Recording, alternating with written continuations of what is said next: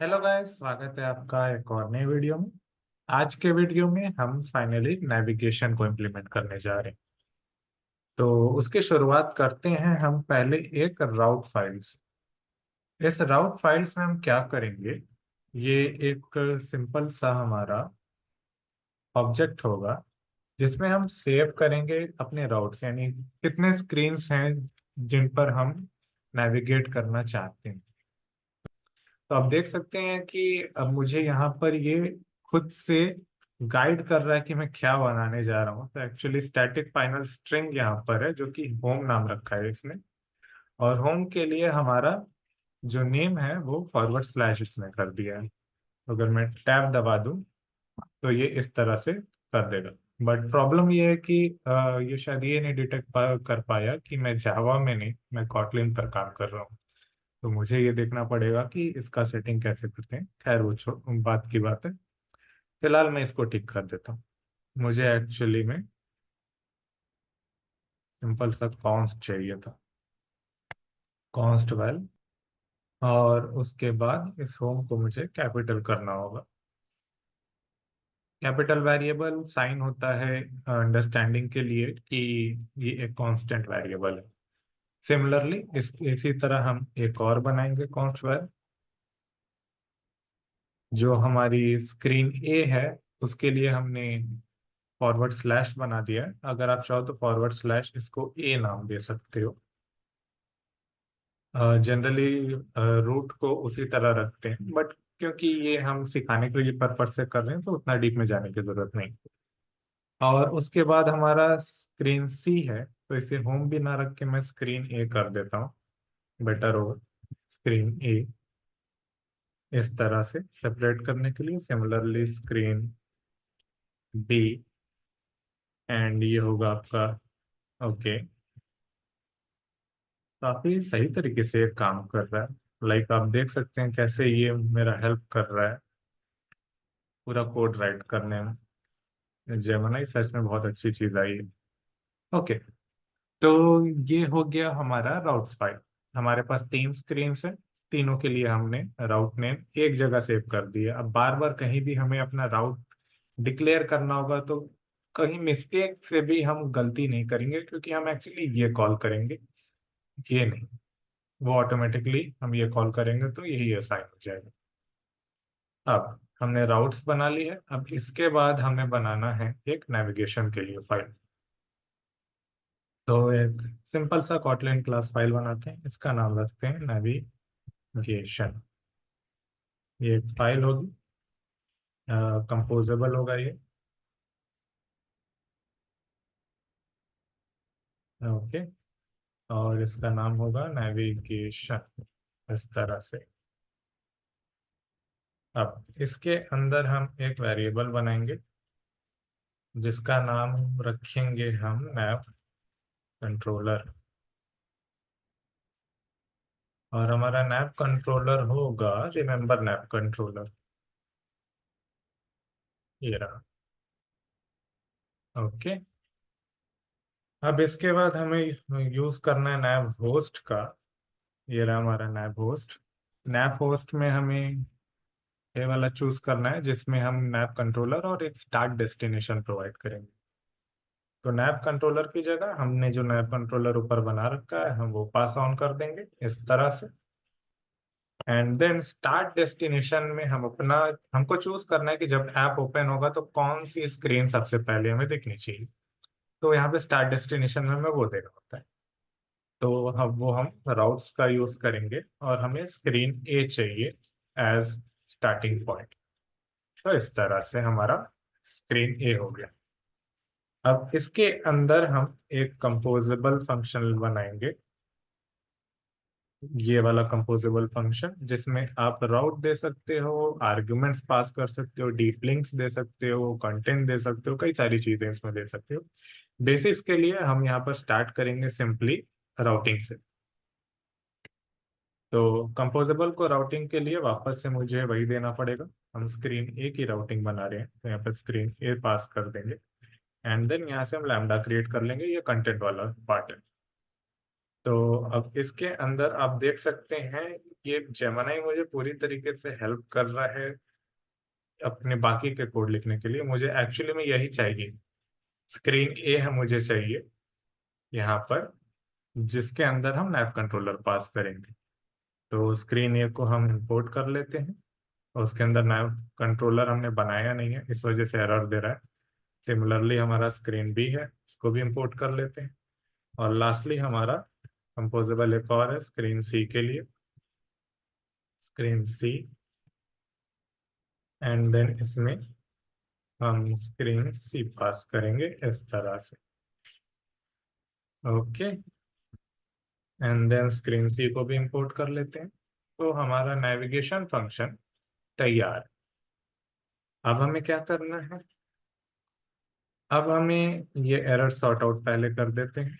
तो screen A पे चलते हैं और यहाँ पर हमें एक और वेरिएबल डिक्लेयर करना पड़ेगा नेविगेशन के लिए। तो मॉडिफायर की डिफॉल्ट वैल्यू हमने दे रखी है, तो उसको लास्ट में रखते हैं और नेविगेशन का पहले बना लेते हैं। तो हम यहाँ पे नैव कंट्रोलर नाम बनाएंगे वेरिएबल का, नैव कंट्रोलर इस तरह से। जो नैव कंट्रोलर नहीं होगा, ये थोड़ा सा नेमिंग कन्वेंशन की प्रॉब्लम है, ये नैव होस्ट कंट्रोलर होता है एक्चुअली।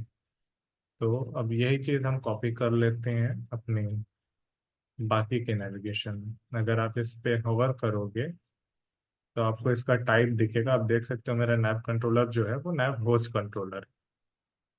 तो आप चाहो तो इसको भी वही नाम दे सकते हो, बट ये थोड़ा सा सिंपल है तो वैसे ही रखते हैं। स्क्रीन बी पे आते हैं। स्क्रीन पे भी हमें सेम नैव कंट्रोलर चाहिए, हमने पेस्ट कर दिया। स्क्रीन सी पे भी हमें सेम नैव कंट्रोलर चाहिए, तो हमने वो भी पेस्ट कर दिया। अब स्क्रीन ए पे जब हम बटन क्लिक करेंगे, कहाँ है हमारा बटन, ये रहा, नेविगेट टू स्क्रीन बी यहाँ हमने बना रखा है और नेविगेट टू स्क्रीन सी यहाँ पे हमने बना रखा है, राइट। ओके, तो हमने कॉल बैक ऑलरेडी दे रखा है इन फंक्शंस पे, तो इस वजह से हमें इनको नैव कंट्रोलर भी देने की जरूरत नहीं पड़ेगी, क्योंकि हमने एक्चुअली बैक स्टैक फंक्शन दे रखी है। वो भी मैं आपको दिखाता हूँ क्यों। तो मैं इसको हटा देता हूँ। हमने एक्चुअली पहले से ही बेटर अप्रोच यूज कर रखी थी, एक्चुअली जेमिनी ने ही ये कोड प्रॉम्प्ट हमें दिया था। तो हम क्या करेंगे, यहीं पर ये नैव कंट्रोलर भी हटा देंगे इस तरह से, एंड देन यहाँ पर कॉल करेंगे। और इसमें एक्चुअली दो है तो मुझे दो बनाने पड़ेंगे, लैम्डा नहीं दूंगा मैं, मुझे दो चाहिए इसमें। तो नेविगेट टू, ओके ग्रेट, आप देख सकते हैं यहाँ तीन चीजें ये शो कर रहा है। नेविगेट टू स्क्रीन बी के लिए नैव कंट्रोलर का यूज करके हम नेविगेट करेंगे और हम कहाँ जाएंगे, स्क्रीन बी पे। और अगर हम नेविगेट टू स्क्रीन सी का कॉल बैक यूज करते हैं तो हम जाएंगे स्क्रीन सी पे। परफेक्ट, पूरा का पूरा सजेशन सही है, बट हमें यहाँ पर नैव कंट्रोलर नहीं चाहिए तो हम उसे हटा देते हैं। Can not find parameter navigate to screen B, ऐसा पैरामीटर नहीं है क्या? अच्छा, ऑन नेविगेट नहीं है, यहाँ पे नेविगेट टू स्क्रीन बी लिखा है। कोई बात नहीं, मतलब जेमिनी, यही थोड़ा सा बग है जो आपको देखना पड़ेगा। जेमिनी आपको हेल्प तो कर रहा है, बट उसमें भी थोड़ी बहुत मिस्टेक्स वो करेगा। वो जैसे जैसे आप एज बेटर कोडर बनते चले जाओगे, आपके साथ वो भी बेटर कोड आपको देता चला जाएगा। अब स्टैंडर्ड रूल यही है कि जब आप कॉल बैक फंक्शन बनाते हो तो उसको आपको ऑन से ही स्टार्ट करना पड़ता है, like on navigate to screen भी इस तरह से।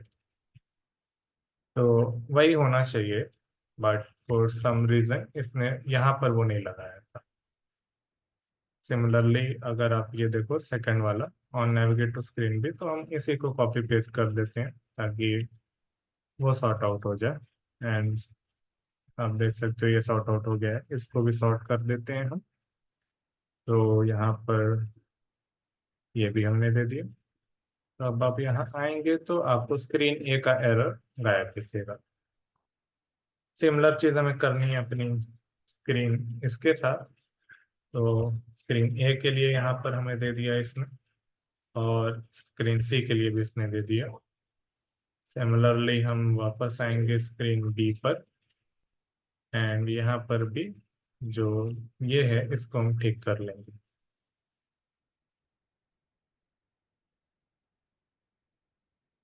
स्क्रीन बी पर भी हमने ठीक कर लिया। एंड हम वापस से नेविगेशन पे आते हैं और स्क्रीन सी को भी फिक्स कर लेते हैं। तो ये दोनों का दोनों हमने प्रोवाइड कर दिया है। तो स्क्रीन सी पे हम चलते हैं, यहाँ पर उसे भी ठीक कर देते हैं वापस से। आप देख सकते हैं कि मैं जिस भी स्क्रीन पे ठीक करता जा रहा हूँ एक्चुअली उस स्क्रीन का रेड एरर वापस से आ ही जा रहा है। तो वो हम देखेंगे, बट अभी हमारा एक फाइल जो नेविगेशन था वो कंप्लीटली सॉल्व हो गया है। अब इसके बाद हम चलते हैं स्क्रीन पे। प्रॉब्लम ये है कि ये जो फंक्शंस हैं ये नीचे कॉल हो रखे थे और हमने चेंज कर दिया है इनका नाम, तो वो नीचे एरर थ्रो करेगा। तो यहाँ पर हमें स्क्रीन बी वाला कॉल करना है एंड देन यहाँ पर हमें स्क्रीन सी वाला कॉल करना है। तो स्क्रीन ए का इशू रिजॉल्व एंड देन उसके बाद हमें यहाँ पर स्क्रीन सी वाला कॉल करना है। Screen A not screen C, screen A then यहाँ पर स्क्रीन सी एंड देन उसके बाद स्क्रीन सी में चलते हैं। वापस से यहाँ पर स्क्रीन ए कॉल हो रखा है एंड देन यहाँ पर स्क्रीन बी कॉल हो रखा है। तो हमने सारे के सारे फाइल्स को ठीक कर लिया।